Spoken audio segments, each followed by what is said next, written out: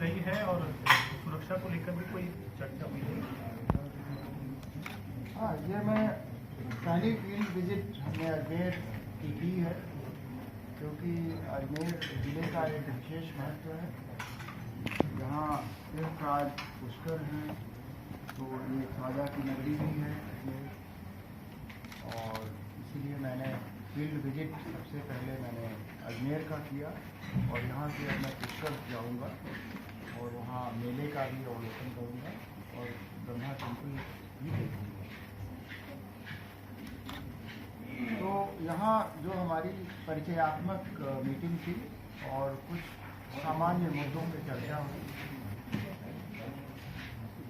उसमें हमने अपराध किस तरह रोका जाए, कम किया जाए और अनुसंधान की क्षमता में किस तरह उन्नयन किया जाए, अभिवृद्धि की जाए, उस पर हमने चर्चा की। इसके साथ ही जो चैलेंजेज हैं, पेशेवर अपराधी जो बढ़े हैं, संगठित अपराध भी किसी न किसी रूप में देखने को मिल रहा है, आर्थिक अपराध भी बढ़े हैं, और साइबर फ्रॉड्स, हालांकि अजमेर का कोई ऐसा बहुत ज़्यादा यहाँ नहीं पाया गया भरतपुर वगैरह के मुकाबले, पर वो भी एक चैलेंज है जो सब जगह देखने को मिल रहा है। तो एक पेशेवर दक्षता किस तरह बढ़ाई जाए और इन चैलेंजेस को किस तरह मीट किया जाए, कैसे इनसे निपटा जाए, इस विषय में चर्चा हुई है। और हमने अपने उद्बोधन में अपने अधिकारियों को यही कहा कि जनता से अधिक जुड़ाव की आवश्यकता है। हमें एक समय निश्चित करने की आवश्यकता है जहां आराम से जनता के लोग मिल सकें, जो पीड़ित हैं, जनता से आशय जो कोई बात लेके थाने में जाना चाहते हैं, तो वो मिलें और बिना किसी भय के, बिना किसी डर के वो अपनी व्यथा बताएं, और कानून की परिधि में जो भी संभव हो वो पुलिस कार्रवाई करे और उनका ट्रस्ट भी करे। ये इसी मुद्दे के बाद डीजीपी बनने के बाद सभी अपने नवाचार करते हैं, आपने क्या नवाचार सोचा है प्रदेश की सुरक्षा को लेकर या पुलिस को लेकर? देखो, नवाचार के लिए मैं नहीं करना चाहूँगा। जो परंपरागत हमारी पुलिसिंग है उसका कोई काट नहीं है। जैसे पुलिस दिखती है तो आदमी आश्वस्त हो जाता है, पुलिस है यहाँ, तो उसकी विजिबिलिटी कैसे बढ़ाई जाए। अब इसको आप नवाचार नहीं कह सकते, ये तो ब्रिटिश ज़माने से, मुगलों के ज़माने से, मौर्यन पीरियड में भी ये होता था। तो ऐसा कुछ भी नहीं है जो पहले नहीं होता था, केवल उसका कुछ तकनीक है जिनका इस्तेमाल बढ़ गया है, कंप्यूटर का इस्तेमाल बढ़ गया है, स्मार्टफोन का इस्तेमाल बढ़ गया है।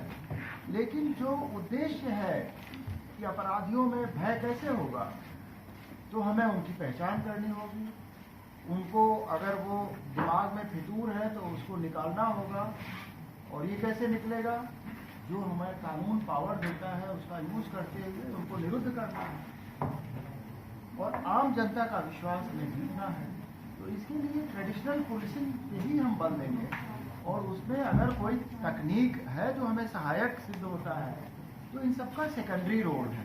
जो परंपरागत पुलिसिंग है पहले उसी को मजबूत करने की आवश्यकता है, ऐसा मैं मानता हूँ। पुलिस तंत्र काफी कमजोर हुआ है लगातार, उसको लेकर कोई ठोस कदम उठाने की आवश्यकता है या भर्ती की आवश्यकता है, क्योंकि कई जगह ऐसे मामले आए हैं सामने, पुलिस को बाद में पता चलता है घटना हो जाती है। वो देखिए, इंटेलिजेंस तो हमेशा ही इनकम्प्लीट रहता है। इंटेलिजेंस का मतलब ही है जहाँ आपको निश्चयात्मकता नहीं है, तो इंटेलिजेंस कंप्लीट तो होता ही नहीं है बाय डेफिनेशन। तो इसलिए इंटेलिजेंस फेडरल की बात तो मत करो, इंटेलिजेंस इज ऑलवेज इंडिकेटिव, ठीक है। अब जहाँ तक ये सूचना तंत्र को और प्रखर और प्रबल बनाने की बात है, तो उसमें मेरा मानना है कि जनता से जब जुड़ाव होगा तो सूचना भी आएगी। जनता सूचना से ही तो आती है। अगर हम जनता से कटे रहेंगे तो हमारे पास सूचना कौन देगा। तो इसलिए बेसिक चीज़ है कि हमारी एक्सेसिबिलिटी हो, हम उपलब्ध रहें, जनता यानी कि विक्टिम या कोई भी जो अपनी बात कहना चाहे वो अपनी बात थाने में आके कह सके। तो जब एक बार संपर्क बढ़ेगा तो सूचनाएं भी बढ़ेंगी। सर, इसको यूँ कहा जा सकता है कि टेक्नो फ्रेंडली तो पुलिस हो रही है, पर मुखबिरी तंत्र जो है पुलिस का वो कमजोर होता जा रहा है। नहीं, हम ये नहीं कह सकते। मेन चीज़ है कि वो समस्याएं पहले से बढ़ी हैं।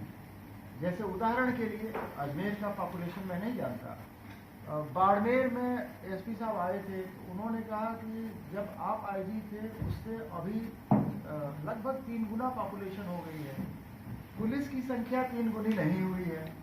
तो आप समझ रहे हो ना। बिल्कुल। तो इस तरह बहुत सारी समस्याएं मैनीफोल्ड हैं, बढ़ी हैं।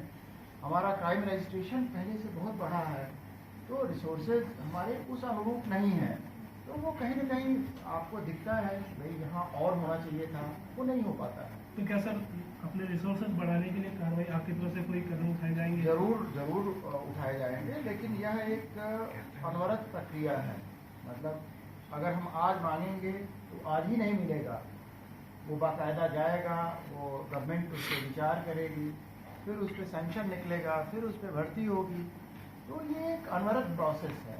हमें तो अभी तो जो रिसोर्सेज हैं इन्हीं का किस तरह ऑप्टिमल यूज करें ये हमें देखना है, और उसी संदर्भ में हम विचार विमर्श करते हैं। सर, अभी कल एक अच्छा उदाहरण आया था स्मार्ट पुलिसिंग का, कि एक ट्विटर पर किसी ने कहीं से शिकायत की थी, तो हमारे यहाँ पुलिस ने तुरंत कार्रवाई करके ट्विटर की सूचना दी। तो इस प्रकार का ये जो ट्रेंड है, तो इसको क्या आगे बढ़ा? निश्चित रूप से सोशल मीडिया मॉनिटरिंग एक आवश्यक हमारी क्राइम फाइटिंग स्ट्रेटजी में एक आवश्यक एक अंग है, और वो मेरे ख्याल से अजमेर क्या हर जिले में है। तो वो तो एक पार्ट है, लेकिन आप सोचो कि जो ट्विटर यूज नहीं करना चाहता है वो अपनी व्यथा न कर पाए तो कितने लोग हैं जो ट्विटर यूज करते हैं सर। तो इसलिए ये कहने में अच्छा लगता है कि ट्विटर पे आया और हमने निदान कर दिया। हमें तो गांव में, कस्बों में जो लोग बेचारे अशिक्षित हैं या कम पढ़े लिखे हैं, जो जिनकी हिम्मत नहीं होती कि वो अपनी खुल के बात कह सके, उनकी चिंता हमें ज़्यादा करनी है। ट्विटर वाले की भी चिंता करनी है, लेकिन उन सामान्य लोगों की भी चिंता करनी है। अभी हमारे यहाँ एक लेटेस्ट रूपनगढ़ मामला आया था, जिसमें एससी के एक लड़के ने सुसाइड कर लिया था। तो उसने अपने सुसाइड नोट में पूरा ये लिखा था कि मैं 3-4 बार मतलब थाने गया, मुझे तो वो भी एक पक्ष है, ये भी एक पक्ष है कि कल ट्विटर पे कार्रवाई करती। वो कोई पर्टिकुलर केस आप बता रहे हो तो वहाँ मैं प्रेस कॉन्फ्रेंस में उसके विषय में मैं नहीं चर्चा करूँगा, अलग से मैं पूछूंगा।